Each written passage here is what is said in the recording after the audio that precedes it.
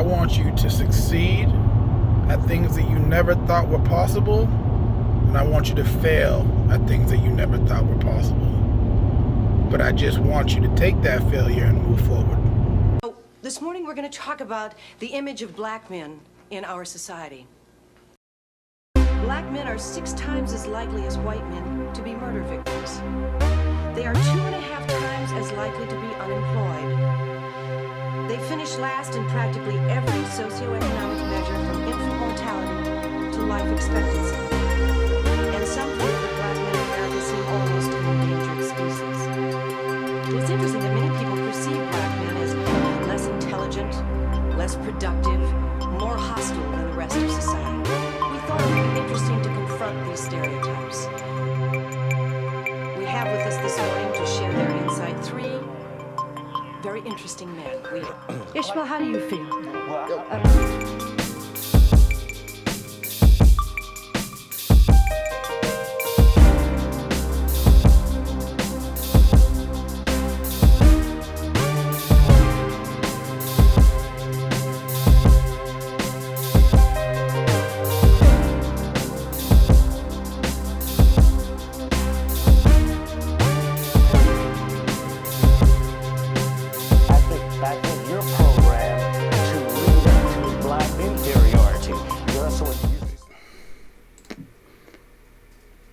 Good evening, everybody, and welcome to the Imperfect podcast. I am your host, El Ray. If you like what you hear today, you can listen on Spotify, Apple Podcasts, Google Podcasts, YouTube, Imperfect Audio, Facebook, Imperfect Audio.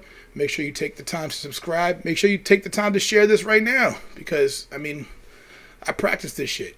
So it's a little hard for me to do all this research and get all these people and develop these good business relationships, and so I'm going to need y'all help as well. As you guys know, I played a little bit of football here and there for like 20 years. Nothing major, but everything from youth until now. And everybody, when you're a little kid, especially a poor little kid, dreams of, hey, I'm going to go pro one day, blah, blah, blah, all that good stuff. And my guest tonight is going to give you a little insight on what it takes to do that and what it takes to be successful after you go pro. My guest tonight is Super Bowl champion with the New England Patriots and successful entrepreneur, Jarvis Green. How are you tonight, sir? What's up, Raymond? How going on? Good, man. I can't complain. So, I just, met you last year. We only really got to talk a little bit, but over the course of the year, we kind of go back and forth and talk about business and stuff like that. And I see like, okay, this is a little bit different than, the usual talks with athletes and with football players and what you're doing and the moves that you're making. And I was like, yeah, he's got definitely a different type of head on his shoulder. So where are you from? I didn't get any of that information, like where you grew up and all that. I grew up in a town called Donaldsonville, Louisiana. We're in between Baton Rouge and New Orleans, all right, like dead center. Country town on the river, Mississippi River. We got parishes down here, small town, right now about 8,500 people. When I grew up, it was about 10,000 people. But man, when I say country town, sugarcane, cornfields, soy and racism. like where I live at down south, if you go about 3 hours north, you will see your cotton fields. It's all agriculture, and also my town and my area is called Cancer Alley. We have the most refineries within freaking 10, 15 mile square radius compared to any other area, I think, in America, man. So, Donaldsonville, Louisiana. Oh, my goodness. And I don't even have this written down, but I was arguing with somebody the other day. Who's the biggest musician to come out of Louisiana? Dude, the biggest musician? Let's say rapper, because it was a rapper argument. Well, come on, bro. You go way back. You got he just died a few I guess a year ago, 2 years ago. Jesus Christ. He old school, man. I'm talking about jazz musician from back in the day, man. Oh, Fat Domino. Okay. We got a few other guys like what's your boy? You remember the movie Cadillac Records? Yep. You remember your guy? What's the actor? The guy that played with the dance off movie? What is it? Cadillac. He played in the movie Cadillac Records. Okay, on Cadillac Records, remember the guy Stomp the Yard, the actor that played Stomp the Yard? Yeah, yeah. I forgot his name, but whatever his name was in there. Of course, you got Master P, you got Cash Money, you got the new rappers of the day. You got what's the one guy? He played a lot of You just skipped over Master P like he wasn't worth $500 million in the 90s. Look, we go way back, man. So all the kids know about Master P and Cash Money, but I mean, you go way back to my parents' generation. Back when they had Muddy Waters and all those guys. Yeah. People that came through Louisiana at some point. I mean, come on, bro. Louis Armstrong? Oh, yeah. Actually, my grandfather played with Louis Armstrong. He had a saxophone autograph on him. So it's like music's been coming out of Louisiana for years, man. I'm talking about 50 to 100 years. But then I grew up, I'm 41, so I mean, I can tell you this, man. Master P played in our LSU rec. It used to be Master P, Mystical, C Murder, Silk. I mean, even like Randy Moss came through. So many people came through LSU rec because Master P, like when I was in high school, was to middle school, 93, 94, 95 and on. That was P came, from California, Richmond, and he started having Body, and I got the hook up and all of that, man. But I listened to Master P so much. That's all I played for almost 6 years straight. No, I mean, because after Tupac and Biggie died, Master P, he was the third in line. Oh, yeah. I mean, people don't know that at that time, Master P was the richest person. He had more money than Diddy. Yeah. He had more money than Russell Simmons. He had a gold tank. because he had his masters. He was smart. Hood guy. All individual sales. Yeah. Right. Because the guy before him was Ray Charles back in the day. Had the masters for black entertainers. Yeah. Right. Master P was straight hood, but he was street and he was smart, man. Mm-hmm. I mean, I'm just saying, if you got Master P's number, he just came out with some Hootie Hoo cereal. Bro, I know. Yesterday. Food, rap snacks. Yep. Hootie Hoo, what you gonna do? Yeah. I'm going to buy those tomorrow. I gotta support that, man. Yeah, I know. I just see rap snacks. I haven't seen the other stuff yet. But when it come, when I see it hit the shelf, I will make sure to go and buy and support them. For sure. So when did you start playing football? 7th grade. I didn't play Little League football. I was undersized. I was very small. My mom was worried about us getting hurt or injured. But the 7th grade, the first day of football, I quit. Okay. So that was kind of strange. And I tell a lot of kids that because they're like, okay, you won 2 Super Bowls, you got this far. But, yeah, I quit. I was a softie. I hated contact. And I remember I had to tackle my cousin.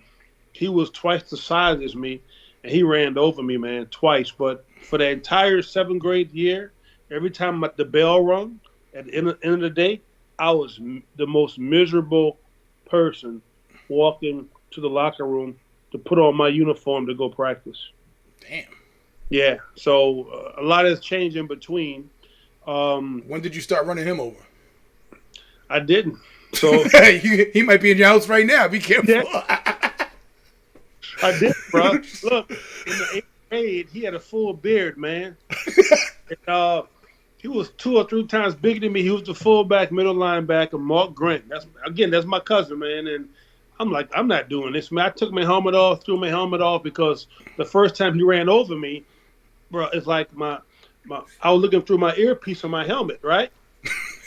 And I'm like, dude, what in the hell? And then the second time, coach was like, hey, Green, get up there. Back in the day, coaches were cursing at you, right? Back in the day? Shit. Yeah, get the lazy ass up there and hit somebody. And the second time, I almost swallowed my mouthpiece. Oh, damn.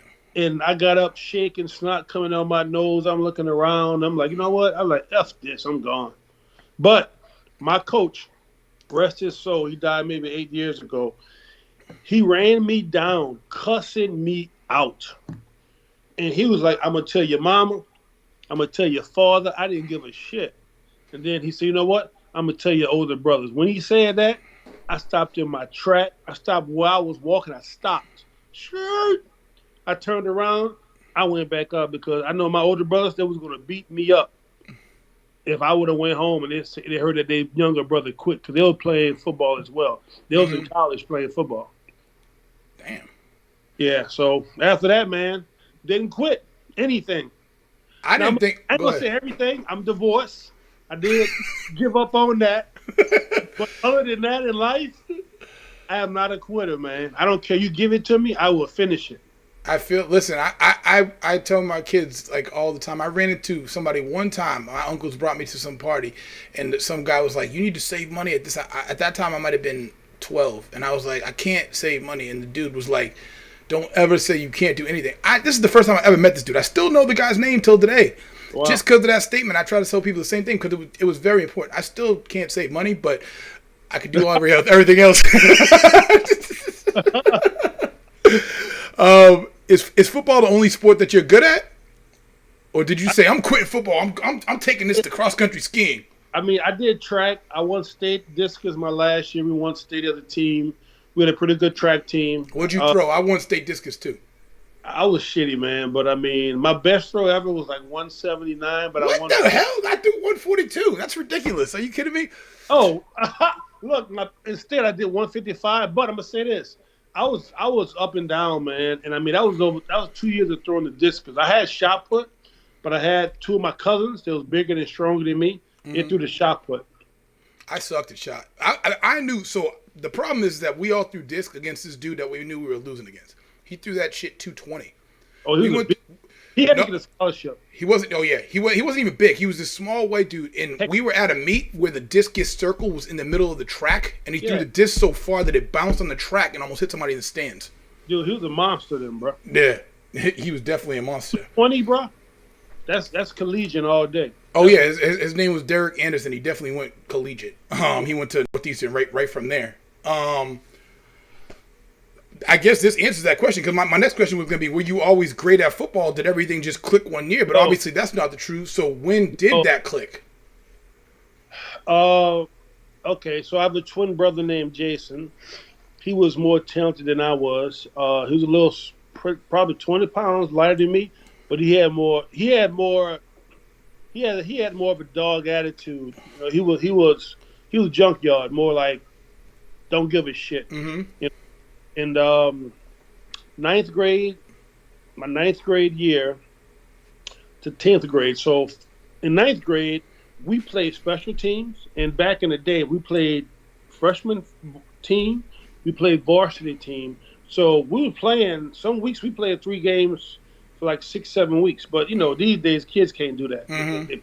Parents going to pull them out. Don't kill my kids. This and that. So it's so different now than back in the day, man. How many water breaks did you really get back in the day? I mean, I don't remember, bro. It wasn't a lot. I remember when I was a freshman and I was a sophomore, we didn't really get much. When I was a senior is when like Corey Stringer had just died. So it was like we getting to halfway. Minnesota Vikings, right? Yeah. He changed everything. And I'm gonna say this before we jump into what kind of where I developed into the ball player. I think it's all the drugs. I think it's the food, the stuff they're putting in, all the GMOs in the food that's making our kids a lot weaker than what they were when we grew up. So it's a lot of things, bro. It's just not genetics, bro. It's science as well. Mm-hmm. It's just the human race as we develop and evolve. Unquestionably, I mean, us both having been to Costa Rica, like me and my wife talk about this all the time.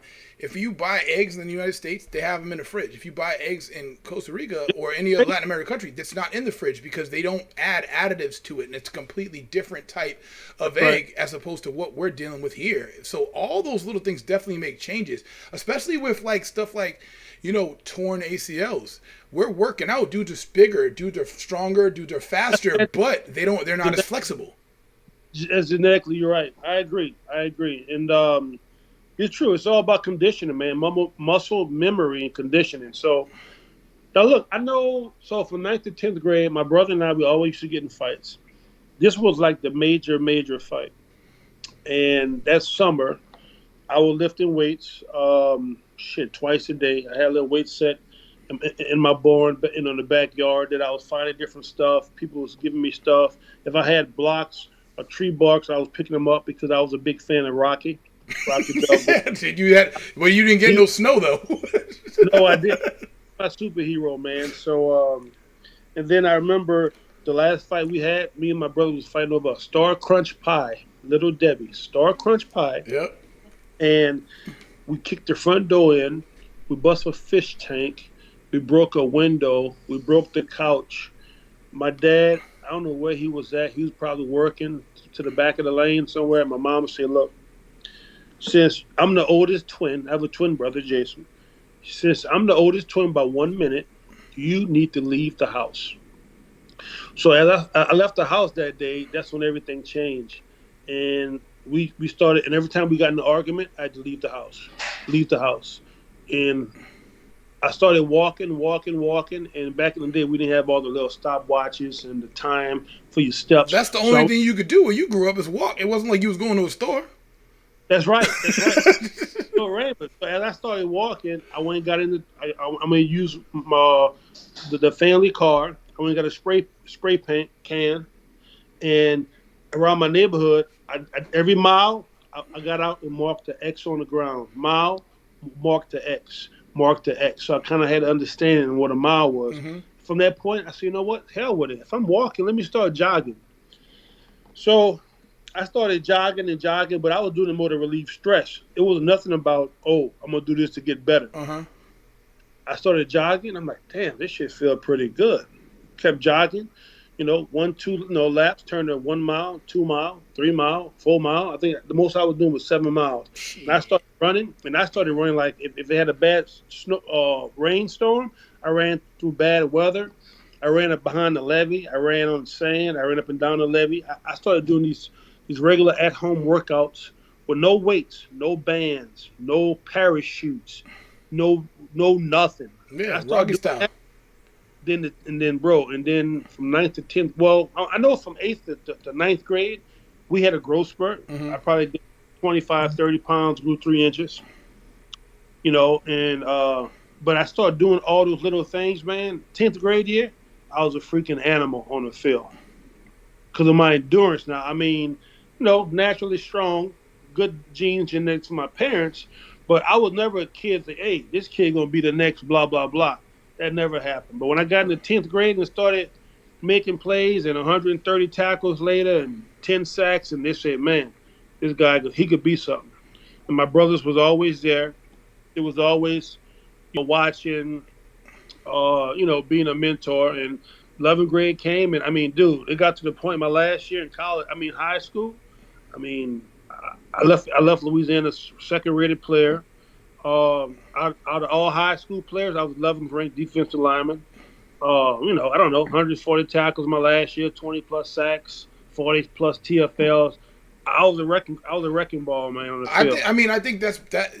It's actually perfect for you to be the person because, if we're trying to tell people, okay, this is the mindset that you have to have going through there. It's not the mindset of somebody that was just so goddamn talented that. I was never that they made a mistake in the NFL and went, oh, you know what, Jamarcus Russell, I guess we were wrong. It's not like that. It's like you worked the entire time to the point where it was almost like an underappreciation to the point where you rode it all the way to the damn Super Bowl.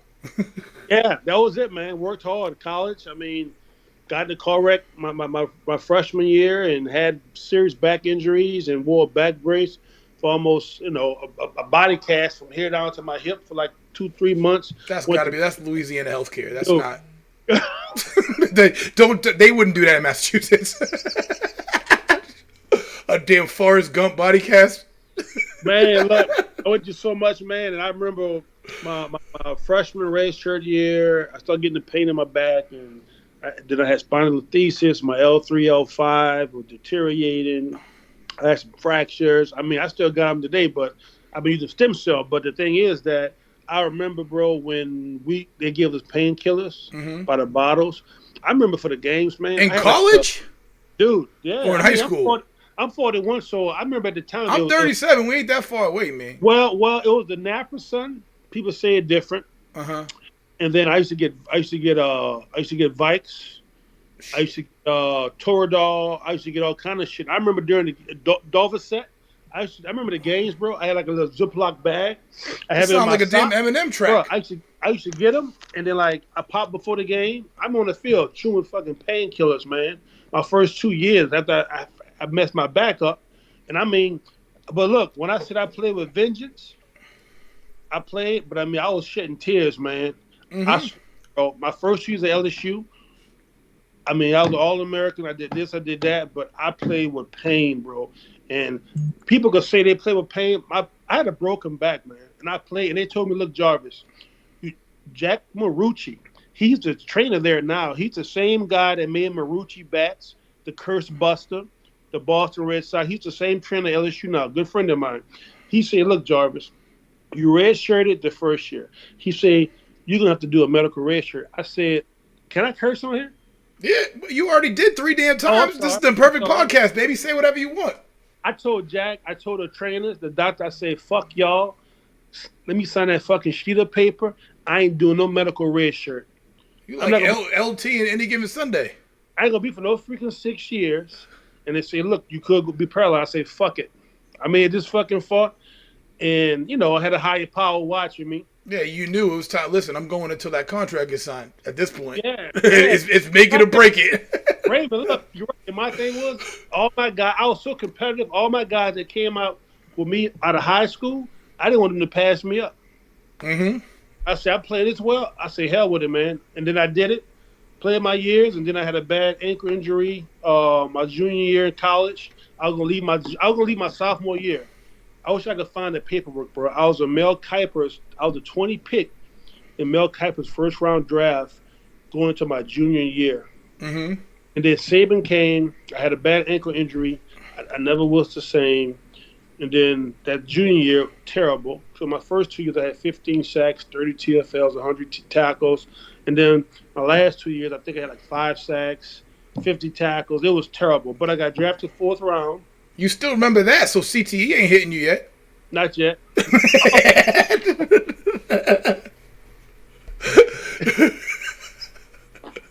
Yo, so listen, in the comments, I got your Star Crunch, little diabetes, and then I got, first of all, Jarvis admit that Charles Woodson play on Brady was a fumble. Where you from? LA? He's from LA. That's TT from freaking Costa Rica. He also said you still owe him a plate of rice. You know what? Hey, you know what?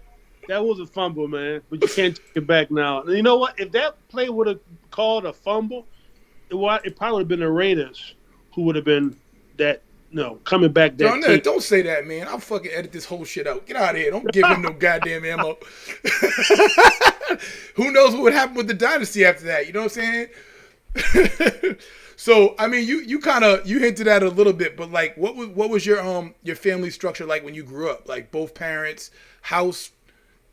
Yeah, my mom and dad was there, but we had I had 4 other siblings. My mom had 2 set of twins, so it was my older brother. He was 10. He was 10 years older than my other brother and sister. They twins, so they're like 8 years older than I am, and then it's me and my other brother. How many kids is there? I was that confused the hell out of me. Five total. Okay. 5 total. 1 girl, 4 boys. Okay. She's probably the meanest girl ever. Yeah, she is. She's a bully. Beat the shit out of us, man. All the time, bro. I'm like, I know my brother got older, my twin. He jumped on and beat up, man. He remember those days getting bullied, man. So what was really going to happen is your coach was going to tell your sister.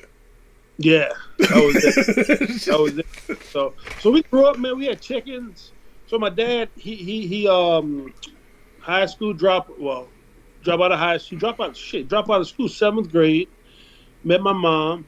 Went and got a GED. My mom was there for him all the way through. Then he went to Vietnam War.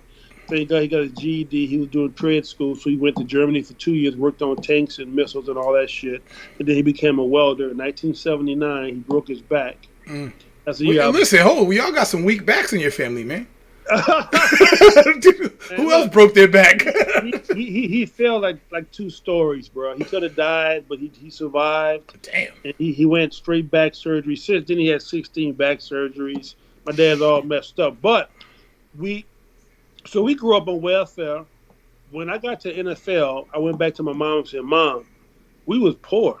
We was like broke, you know. And I remember she said, "No, we weren't. We was rich, but we had a lot of love, you know." So did they own their own house? Did you guys own the house? Yeah, yeah, we did. We had about an acre of land, so shit. I always say this. This is crazy. The difference between poor up north, like Massachusetts, where I'm from, I live in Florida now, and poor down south. Is poor down south, you still own some shit. Poor up north don't own shit. That's right. Look, we had you're right. We had an acre of land that we had.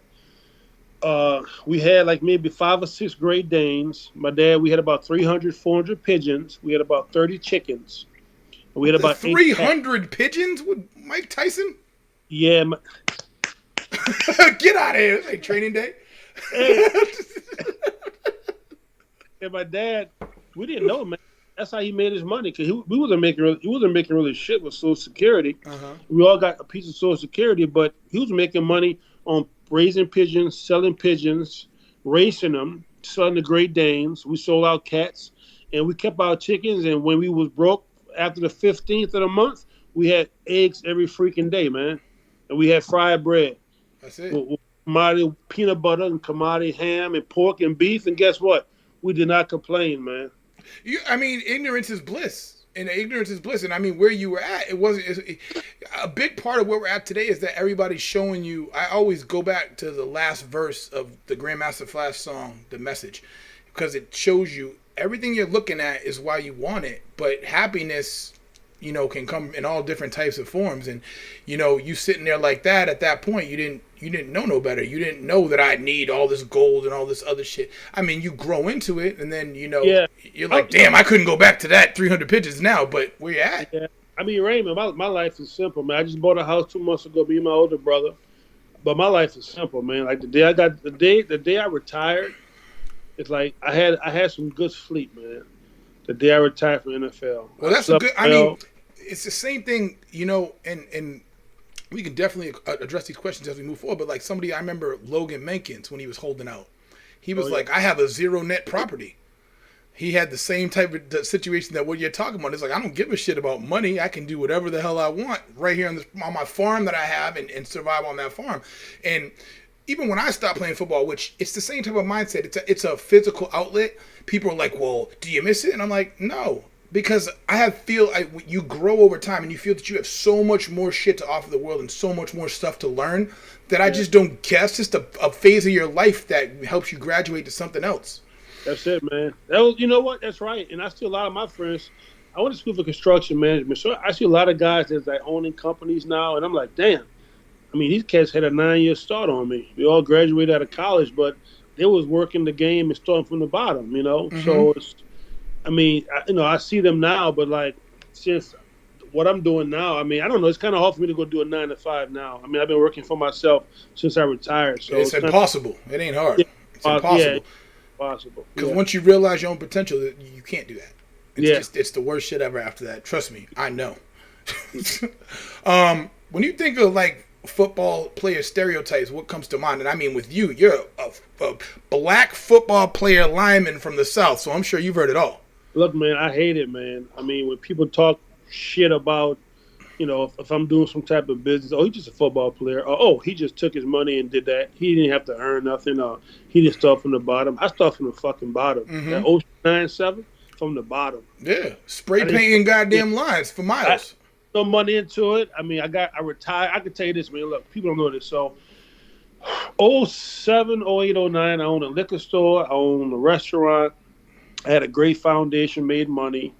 All through that time, I was invested in some stuff in North Dakota. I remember in a 3-4 year time, Raymond, the stock market crashed. Mm-hmm. Lost $2+ million. I had a deal in North Dakota that went to shit. Lost another $1 million. Got divorced. Had to close my restaurant. Sold my liquor store. I had maybe 5 or 7 lawsuits in 4 years, bro. When I said, and I'm gonna tell you this, didn't lose an ounce of sleep. Didn't. You know, I mean, it just that so much happened. But to me, it was like, I'm gonna say this, I wasn't Job in the Bible, but I was reading that scripture. I was reading that book. I was reading that book over and over again when I was going through all these trials and tribulations, man. And I just stood on my knees. I prayed and prayed and prayed that I would get out of this without killing myself, For sure. and I did.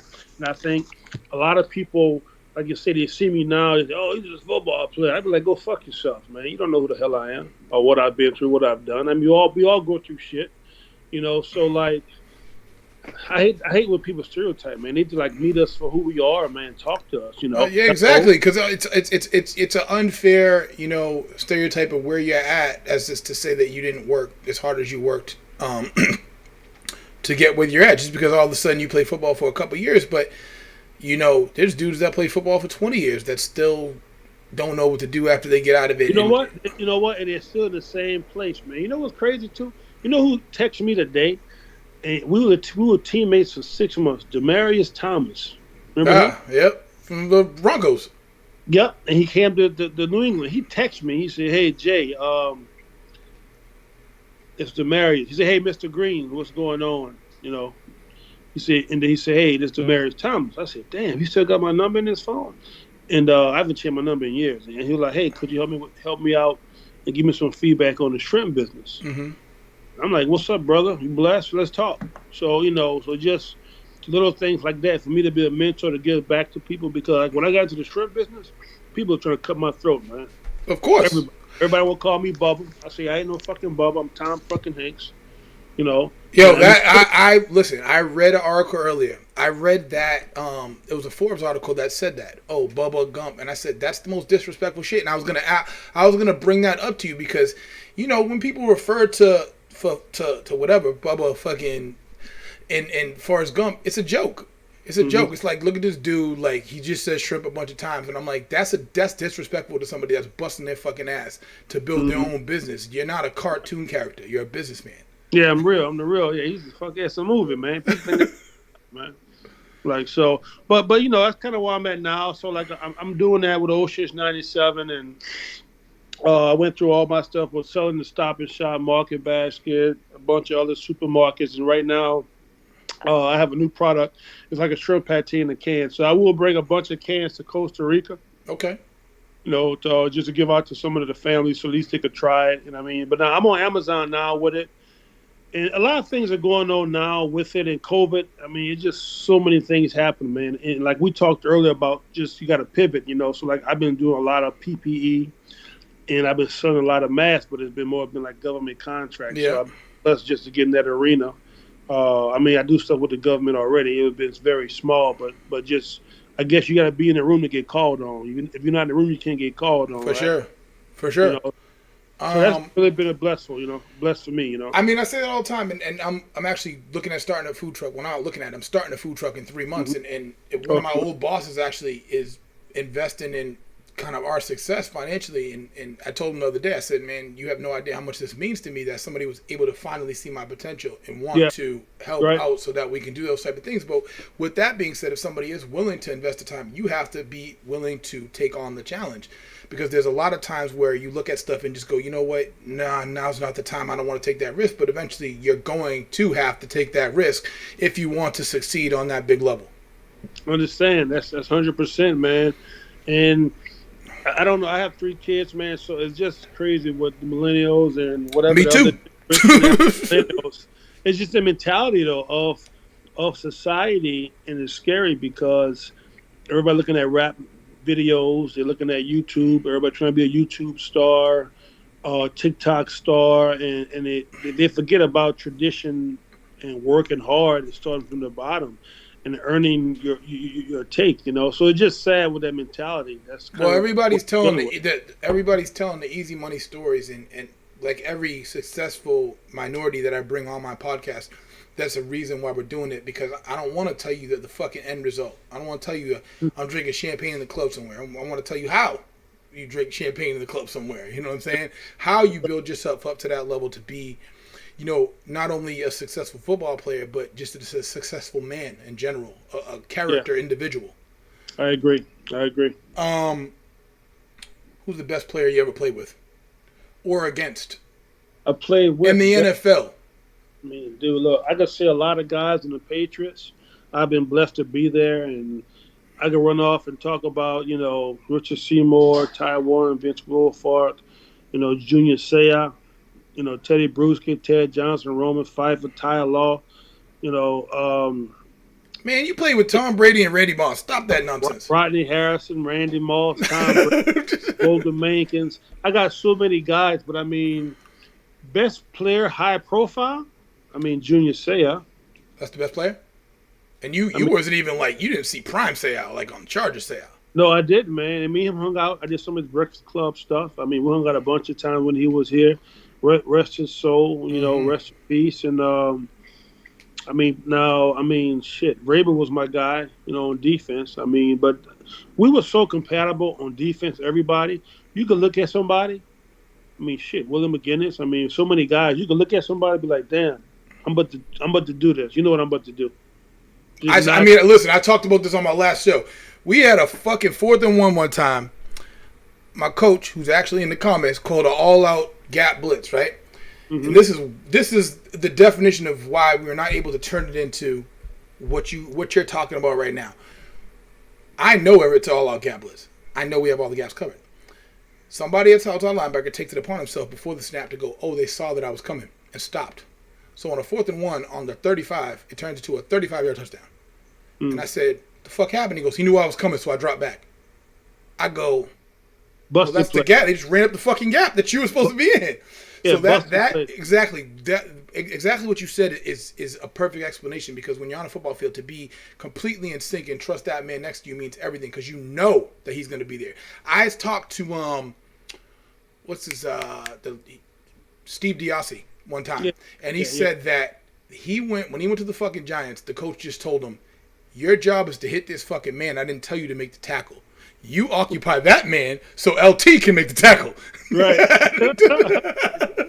Everybody's the unsung hero for LT, man. Everybody. Exactly. Do your job, huh? For sure. That's that Patriots motto.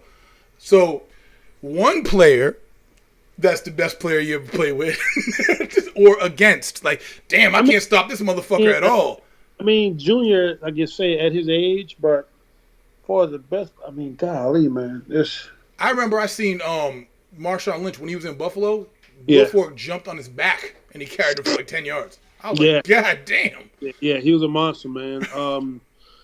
I mean, my guy who I played well with was Roosevelt Colvin and Mike Vrabel, Coach Mike Vrabel. I loved Colvin. Yeah. I kind of stopped on a video, huh? Who, you? No, you're good.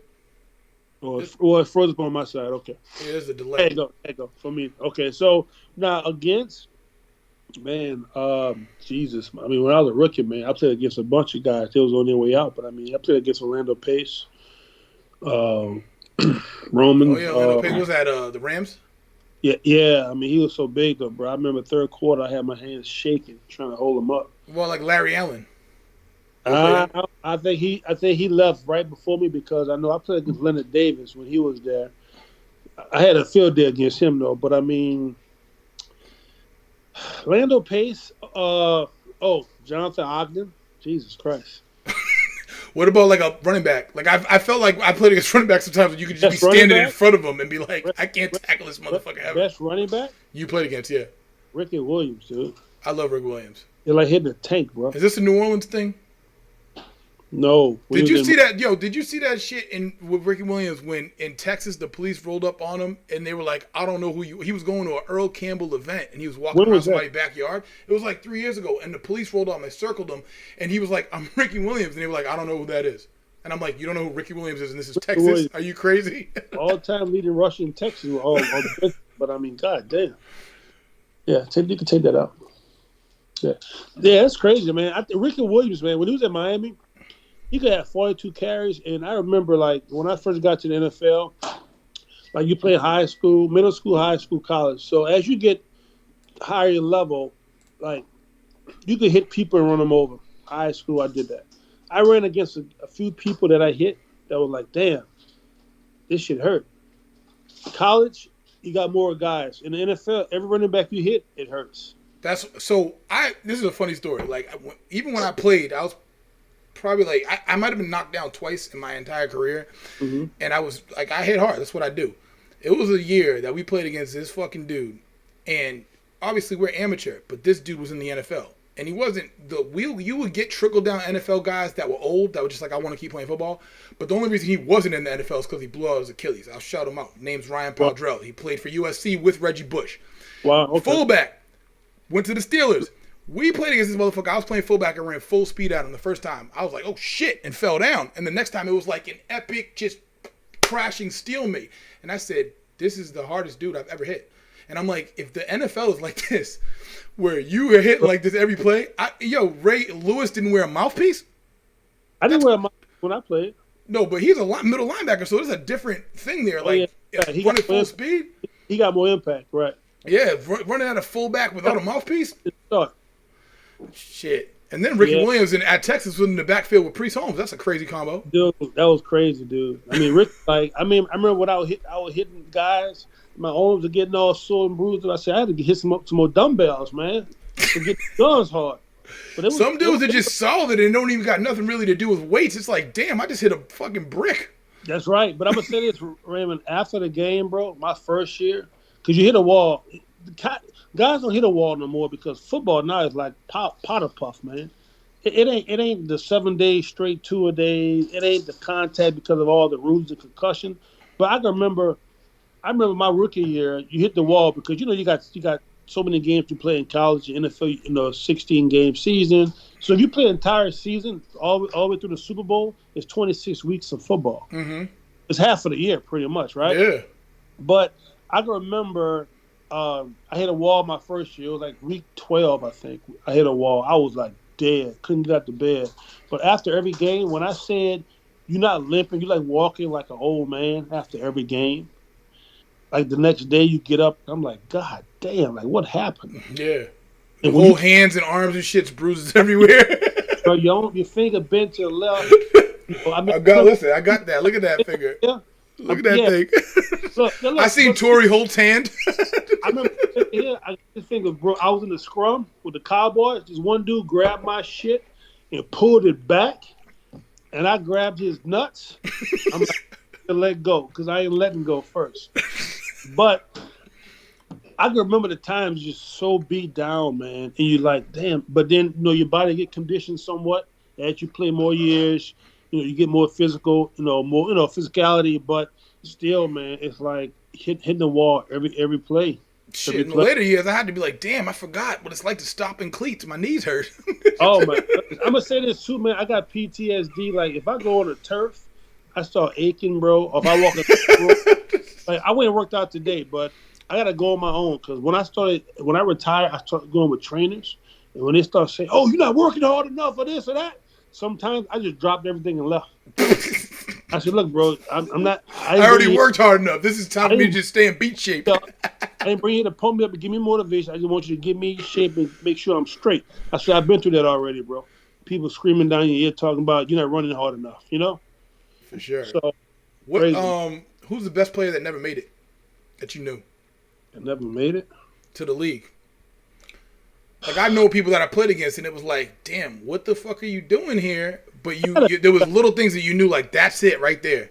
I got a few guys. Like look, my high school team, I mean, we had 3 guys that went to the league on my high school team, Damn. And, I mean, my brother should have made it. Fuck. My fucking brother, my twin brother. Mm-hmm. I know somebody who should have made it, him. He didn't make it. There you go. I mean, I know a few other guys, but he should have made it. He envy that shit every day now, so it sucks. What type of student were you in high school? And what type of student were you in college? I was dumb as rocks, man. Now I'm joking. So they just pushed you through with all those damn sacks, gave you the Maurice Claret.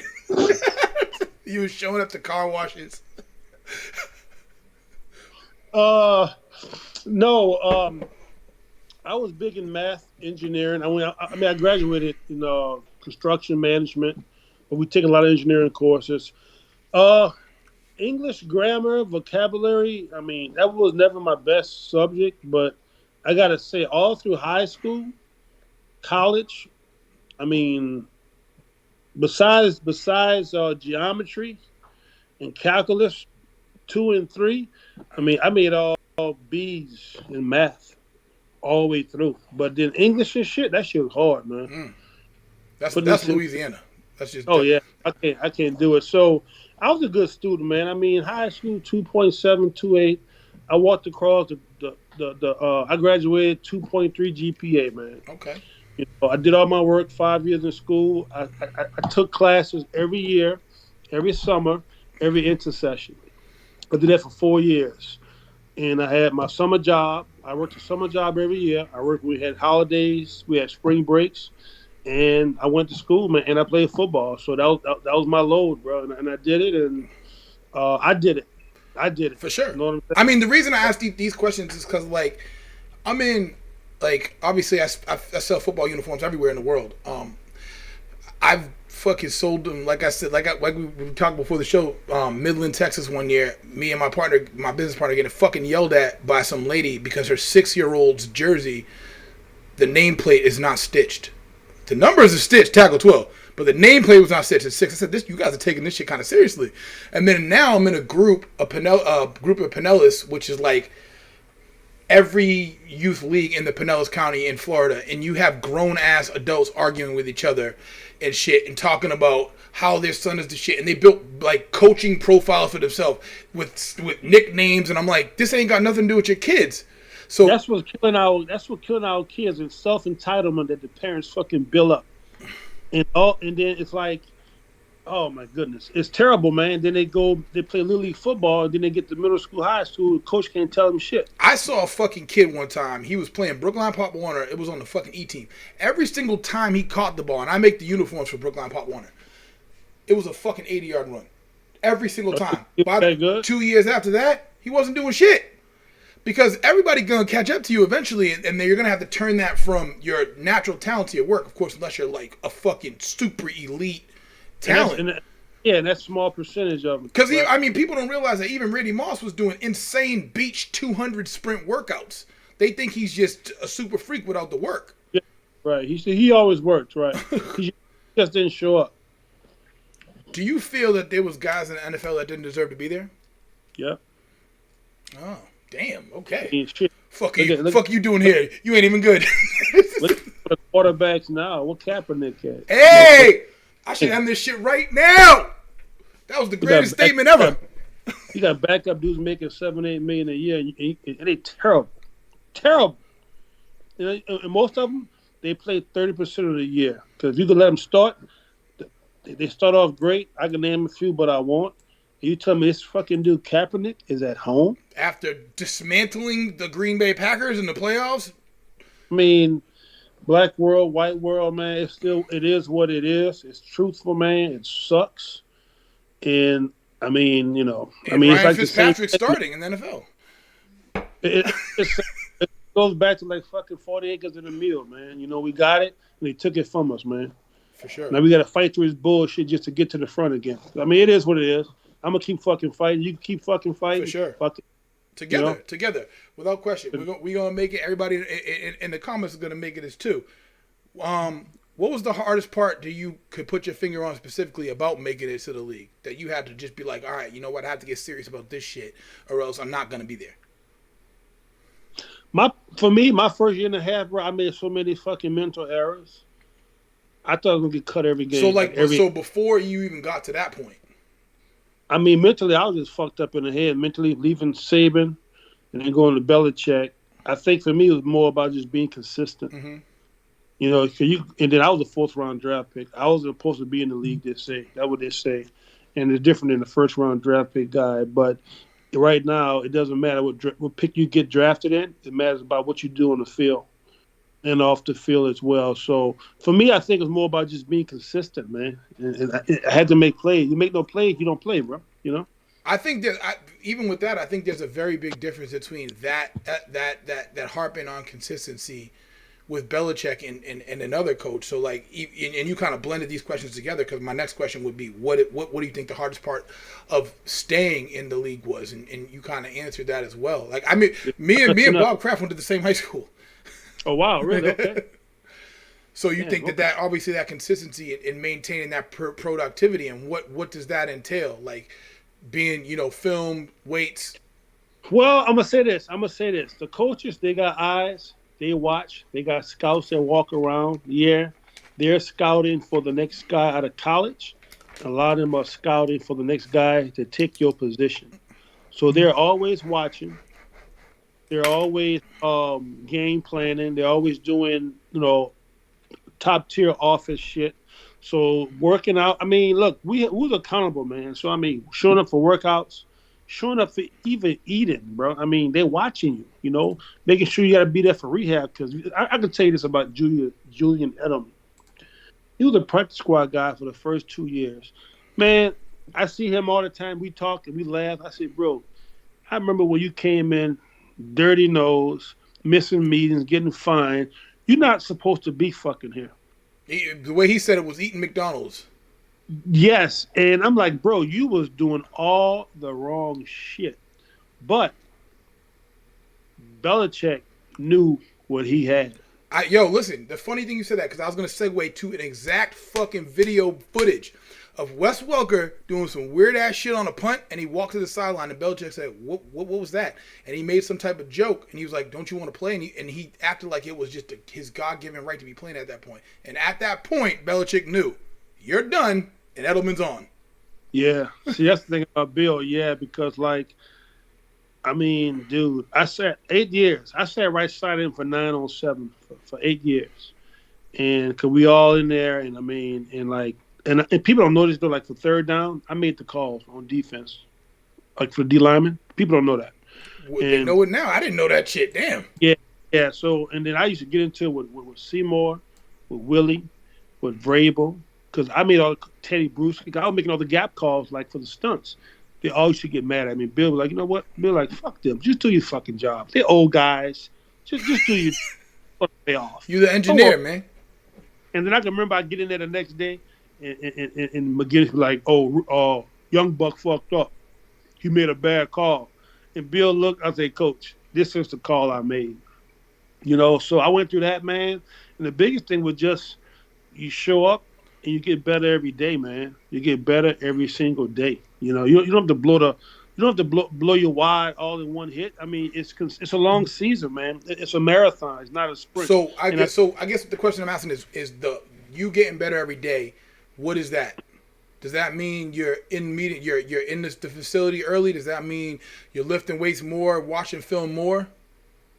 Yes, because we started from 8 o'clock. And I remember when I went to Denver and Houston, motherfuckers used to show up at 7:50. In New England, we show up at 6 o'clock, 5:30. In New England, we used to be racing to cut the fucking light on in the weight room. God damn. Guys should be racing. And then, like, when you walk in there, guys be like, oh, look at you just getting here? It's 6:45.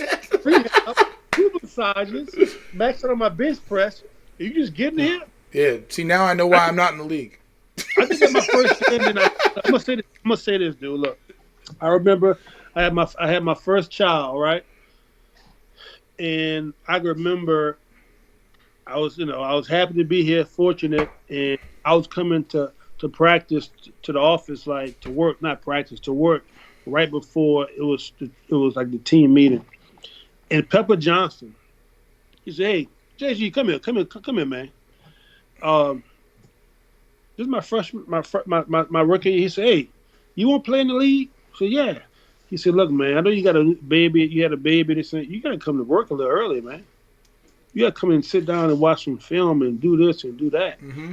I mean, yeah, you at the time, you say your baby mama gonna be complaining about this and that, but he said the only way that you gonna make her feel good, you gonna make this money and make plays.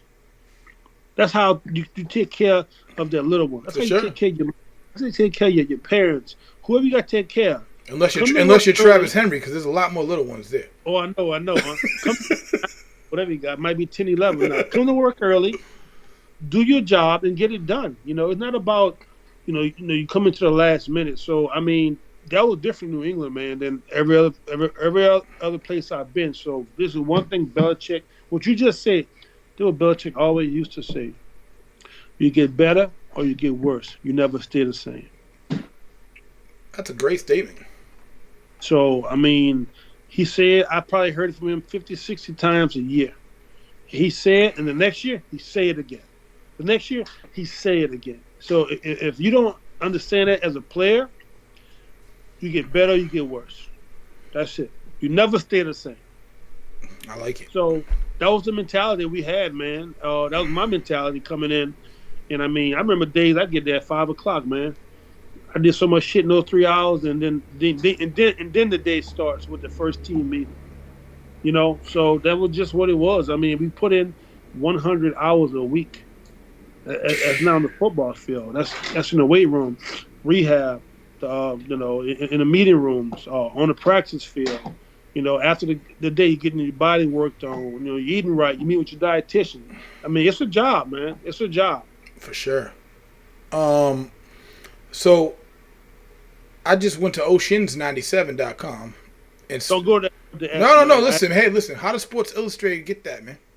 Dude, I will sue the fuck out my guy. He used to work for me. He did that shit, and some things happened back in January before COVID-19. I remember I had a meeting with Kroger. I was in Vegas. It was like a Shark Tank meeting. Mm-hmm. He billed me for 18, 19 years, and he was like, "Hey, Jarvis, you busy? You got so much shit going on. Just let me finish up the domain. Give me the emails you need." I didn't think about that. And then some stuff happened with COVID-19. We won a few big contracts, and some shit got sidetracked. And I pretty much did like a hostile takeover because he was doing some stuff. Oh, listen, I know all too much about this. So he took the Oceans with the S, and he got me with the goddamn third down play with the Giants with Sports Illustrated that we lost in 2007. So he's a smart guy, but he forgot to take the Ocean 97. So I went and took my Ocean 97. Took my domain. Now I'm fighting through some shit right now with him, and I just haven't had time to really to concentrate on that because I got a lot of other shit that's going on that costs me more money to get done. So that's why it's Ocean 97 right now. So I'm still fighting with that. Hopefully I get that done. Man, that's fine. We could buy oceans97.org if we want and buy all around his whole shit. Fuck him. You're right. But you go to Ocean 97, then you got all the information. You got the Amazon shit, the shrimp pate. You can order on Amazon. If you're in the 3 states of Louisiana, Alabama, Mississippi, you can buy my shit in Rouse's local store and a few other stores in the area. So how did you end up starting that brand? And the Ocean 97? Yeah. Well, I had Ocean's Bounty, and that was more like, Bounty, a hit, sack, purse, ocean, everything in the ocean. Mm-hmm. You got to pay for it. I got to sack it. I got to hit it. I got to go sell it, right? Yeah. But I couldn't use Ocean Bounty because one of the companies out of in Alaska called Ocean Beauty, they had the trademark and the name already. So, what made you go from, what kind of transpired in between the NFL and then the losing a bunch of money in the stock market to then the one night you just said, you know what, shrimp, Ocean 97. For the seafood business? Yeah. Excuse me. I worked with some Vietnamese, and one of them, I owed him a favor from years ago, and he came to me in 2012, and he was like, "Hey, Jarvis, my family owns a shrimp facility. We got about 90 employees, and we're in the Far East in New Orleans, in the freaking boonies." He's like, "Hey, you need to come and help my family sell some shrimp." I said, "Bro, look, I know I owe you this favor, but I don't know anything about goddamn shrimp. I just know what it tastes like." And he said, no, you come meet, and you'll know everything you need to know. He said, we're gonna teach you everything. So I did a 6-month internship. Started out with a mop in the room for 2 weeks. That's it right there. That's taking that chance right there. Bro, they thought I was freaking crazy. My ex-wife thought I was crazy. My family thought I was nuts. My friends thought I was crazy. They're like, "Oh, what happened? You lost all your money?" I said, "No, I ain't lose all my money. I'm trying to keep it forever." Yep, and I want to do something different than just construction. I built some houses just in there, made some money, lost some money. Didn't make a dime. Like I said, the market crashed. Everybody lost money in the market. Then I got into the shrimp business, and I started getting into it. And I mean, in a year and a half, it was like just in Louisiana. I became VP of sales. We went from Louisiana to 1,800 stores. We went from like 5,000 pounds of shrimp to fucking 150,000 pounds of shrimp a month. God damn. All off of my sales. At one point, the shrimp market crashed because they had a virus called EMS, Mm-hmm. early mortality syndrome. All the um, all the shrimp in Asia, all the farm raised shrimp was dying. Mm-hmm. So our shrimp price went up overnight. And I remember my boss went to jail, and he went to jail. And when he went to jail, I was still there. Almost everybody left in upper management. It was me and his fucking wife. She cut the checks. I was still making trips and closing deals. There you go. What the hell did he go for jail for? Shrimp side of trading? Ah, dad joke. When the EMS kicked in, some people didn't want to change their prices, and he owed a lot of people money, Mm-hmm. and he needed the difference because a lot of shit happened. Some money was lost, some deals was screwed up. So it was like I saw that, I learned from that. The shrimp business, it is a dirty business, like a lot of other Oh shit! Every business. Look at the president. So it's just crazy that that happened, man. And I wasn't I didn't fear anything, bro. I'm like, I remember when the VP of sales, it was his sister. She left, and I stayed around, and it went dark for almost 30, 45 days. I'm like, what a boss said. They said he went back to Vietnam. Nope, he got arrested. He was in jail. Damn. I made some deals without him. He should have went back to Vietnam. I know. And then I remember one day he got back. They own like two restaurants. I remember he got back and said, "Hey Jarvis, the boss want to meet with you." I say, "What happened? He got back from Vietnam, or he was in jail?" No, I met him and his wife. He was like, "Jarvis, I got arrested." I say, "Really?" I thought it was a joke. And he was like, he was looking around. I said, "Where everybody at?" He said, "They all left." I say, "Your family, everybody?" It was a family-owned business. He said, "Yes." I looked around in the restaurant. I was drinking a cocktail. He said, "So what you gonna do? You gonna leave me?" I looked around again. I said, "Can I get that VP job?" And another Mai Tai. He said, "Really?" I said, "This is what I'm fucking waiting for." I said, That's yeah, it. it's yours. So the next year and some change, he didn't go nowhere. I did all the traveling. We was still closing fucking deals, man. Everybody's So looking at y'all now like, damn, we shouldn't have now when left. shit happened though, when shit started hitting the fan, people thought I owned a company. People started coming after me, Mm-hmm. and pretty much from there, I had to get my lawyer to write a letter, to pretty much separate me and my old boss. And from that, I left. I left, went back into construction for about a year. I was getting phone calls. Yeah, People wanted rebrand shrimp, yourself. shrimp, yeah. Kobe switching number 24. That's right. That's what I did, and then that's when I came out in 2015. Ocean's 97 happened. I love it. Yeah. We got 4 more questions in the night. Okay. Were you always this way? Like that driven kind of entrepreneurial spirit? I mean, I know as far as me, Yeah. I've always been this way. Yeah. Yeah. Always, bro. I was flipping pancakes. After 2 months, my mom would tell me, man. No, I'm joking. But I told my daughter the other day, when I was on eBay, because dudes used to ask me all the time in high school, yo, is eBay legit? And I'm like, yo, I've been on eBay since like I was in 7th grade when you had to send somebody a fucking check and they send you your shit back. that crazy back on eBay, somebody asked you that. Yo, they was still asking me this shit in like the 2000s. And I'm like, bro, I've been on eBay fucking. So I used to buy a pack of 1,000 earring backs and sell them shits in school for $1 each. Because everybody used to use the earring backs and use erasers and stuff like that. Yeah. So I used to do stuff like that. And I'm always thinking, okay, how can I, provide this service to people that are just too fucking lazy to reach their arms out? That was a hell of a hustle, bro. Oh, listen, I did that. I had Burberry Tims that I used to make after the Cameron had the old boy video. Me and my boy Brandon Harrison, we found a dude to make fucking Tims and put the fabric on them. And then we used to sell them just like that in high school. We used to make money like that. So I was always trying things, but it never was like, okay, this is the big thing. And even now, like I got my hands in so many different places that are just right on the cusp of any day it could go. But as you know, in that year that you took off during construction, you got a plan, but you're just hoping that everything gets to that point where it takes that jump and you're moving forward at the rate that you should be moving. You're moving forward at the rate of your drive.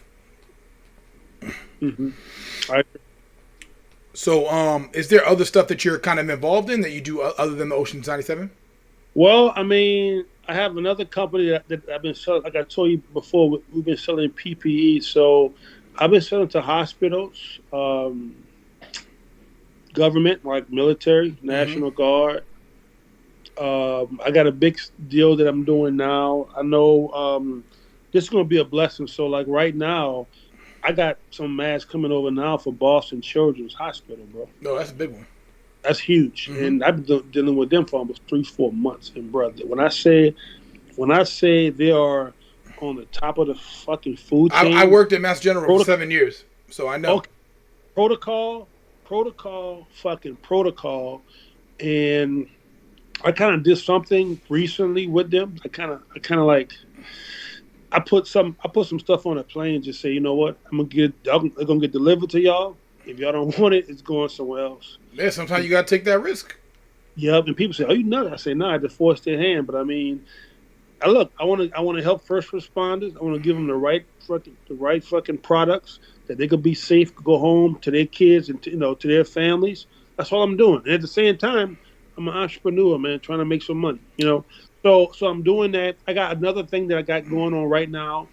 I can't really talk much about it, but it's like this is huge. So it's more dealing with manufacturing, PPE stuff that All we're right, working on. Listen, we'll talk about that when you come down to Tampa, man. Yes, sir. Yes, sir. That's The huge.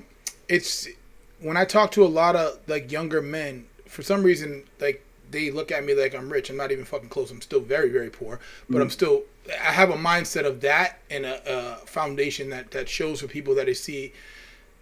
It's a different mindset of me being comfortable where I am in life, and it's funny that you said that about the children's hospital thing, because when people start business, I don't think they realize that there's times that you have to throw money away, and in a way that you're investing in your own future. They just think that everything is profit, profit, profit, not understanding that you're trying to preserve everything going forward. Dude, I dated a young girl. She was young. Her mindset was Okay, so. hey, R. Kelly, calm down. Not that, Not she was that young. like cool and all that. But her mindset was so messed up. And like, yeah, people give you compliments and tell you what to do and criticism, constructive criticism. But it's like, for me, I talk the way I talk. I got my dialect and my southern gesture. Bro, look, I'm not about to change. I'm not about to change the way I talk. Just the way I talk. They For have nothing to sure. do with the way I do business. Mm-hmm. But then people want to talk proper and all this and that and all bougie and etiquette. Look, man, make a fucking deal, close the deal, you keep it moving, move to the next deal. You learn from your mistakes, you learn from other people's mistakes, you learn from those who made it. A lot of people don't have the same train route up the fucking mountain. People like they see IT, they see Amazon, they see Google, they see Facebook. I'm not in fucking IT business. I'm in commodities. I'm in manufacturing. So like when people like society, they see these music videos, they suck. It's great to listen to them, but don't do what they say in the fucking music video. For sure. You know, I mean, it was a time that us black people were trying to get these rules so we could fucking read and write, so we could vote. Now society is going backwards. And it sucks to just to see that. And what's that? I saw the movie the other day for the first time. The Free State of Jones, or Jones Free State. I don't even watch those movies. It's a guy. I know what it's about. Okay, I mean, so watch that. I'm sitting like fucking. I'm like biting my tongue and like balling my fist. I'm like, fight, motherfucker, fight. well, did you ever see Birth of a Nation? Yeah, Yeah, dude, that's my shit. that was good. I saw that.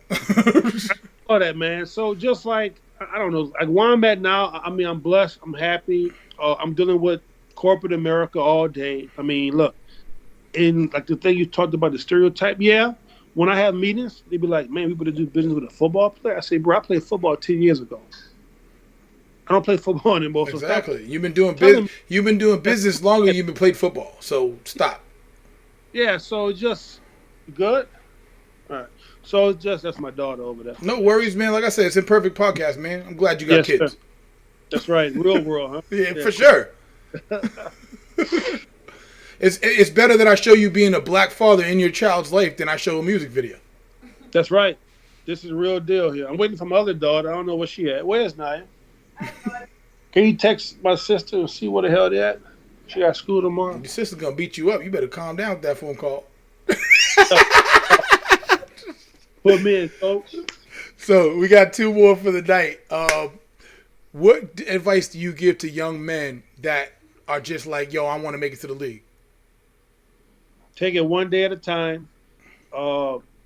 understand the difference between constructive criticism and somebody just hating on you.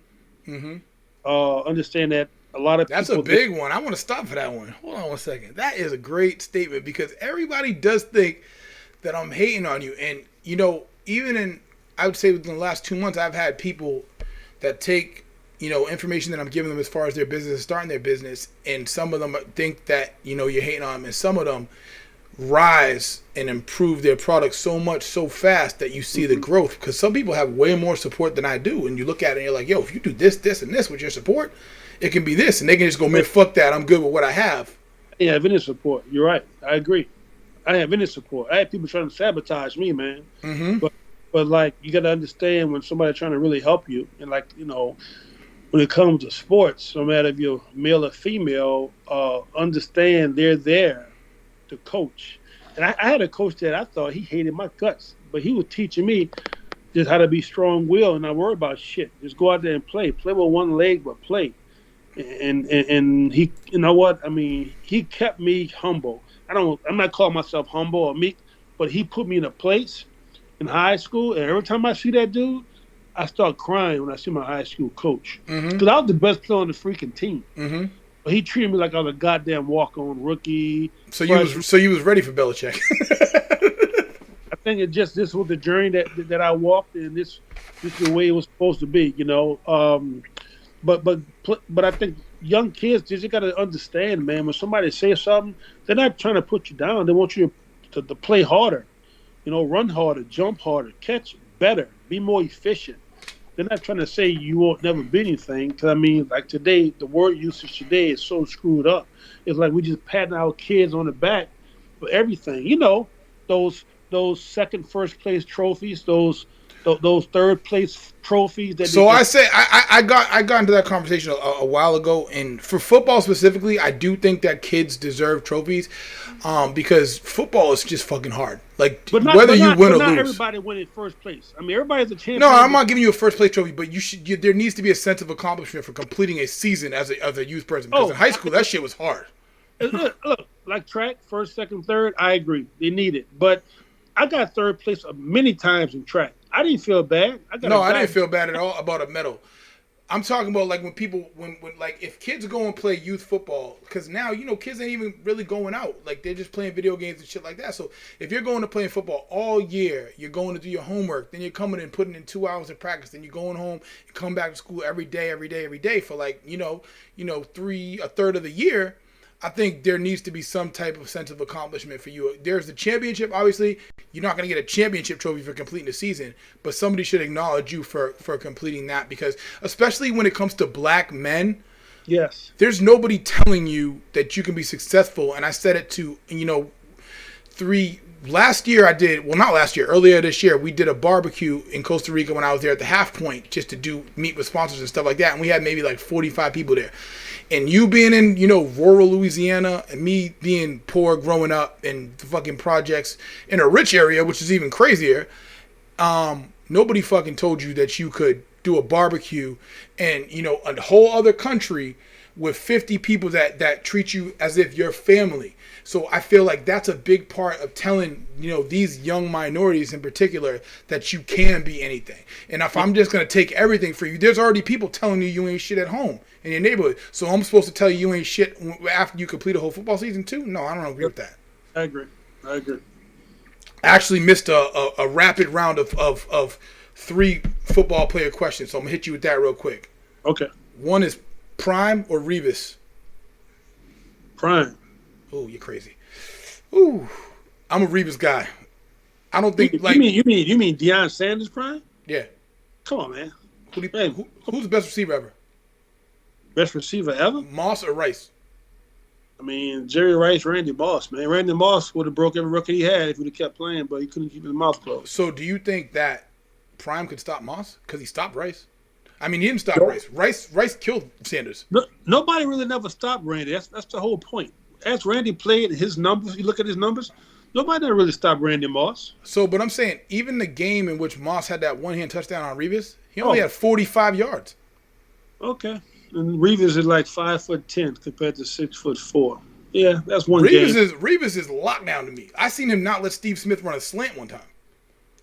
Yeah. for the whole game. I gotta watch more on Revis, man. I mean, everybody know Prime, but I gotta watch more on Revis, you know. So then the other one would be, and I get into this argument a lot because people don't understand how much speed has changed, is who is faster, Bo Jackson or Chris Johnson? I mean, Bo Jackson was a tank. Chris Johnson is a slim sprinter. So I guess the question that I ask you is, do you really believe that Bo Jackson ran a 4.1? Yeah. You believe that? Yeah, I know some scouts that was there and watched him. Hand time, though. They say he was the freak of nature that ever was. I mean, He was. So football players believe this too. I met Bo Jackson. Crazy. Did like some food stuff together in Mississippi. I mean, in Alabama. That dude, bro. I mean, I watched his college tapes.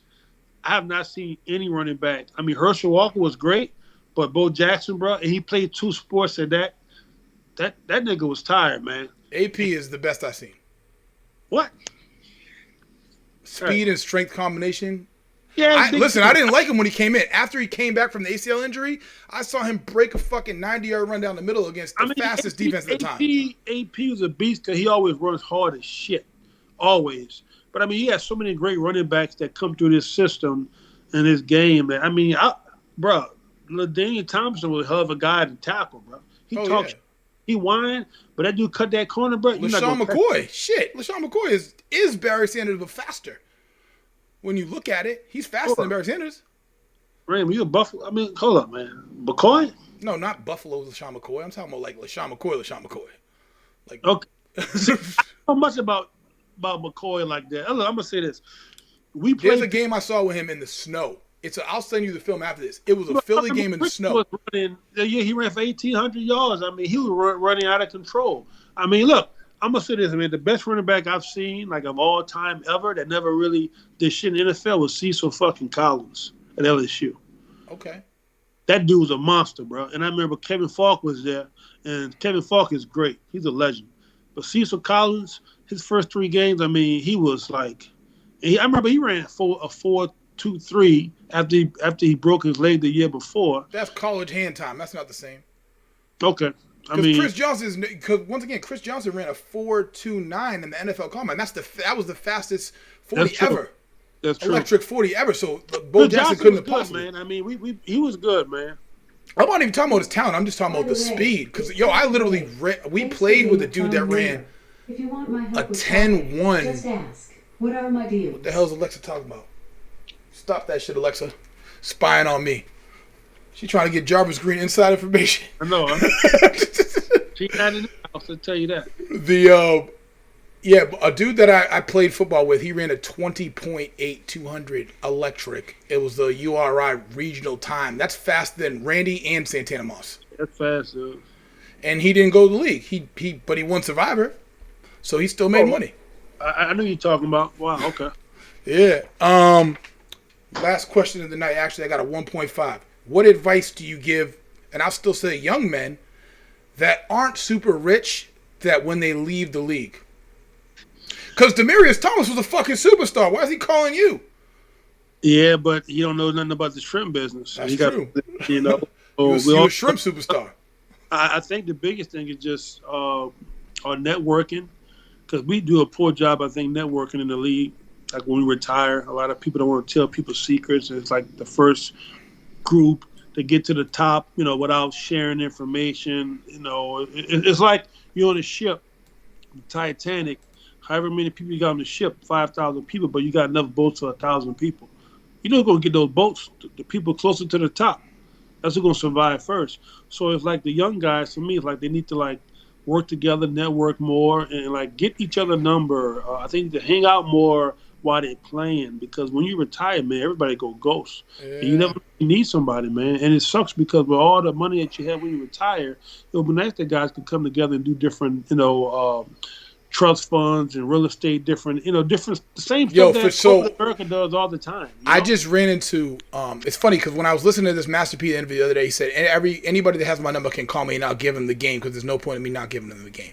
Second of all, I ran into a retired basketball player the other day. I don't want to say his name, but I was working, it was like maybe a year ago. I was working in managing a dispensary, and he was asking me questions. He was like buying weed and shit like that. And I said, why isn't every player in the NBA have stock in Matt Barnes dispensaries?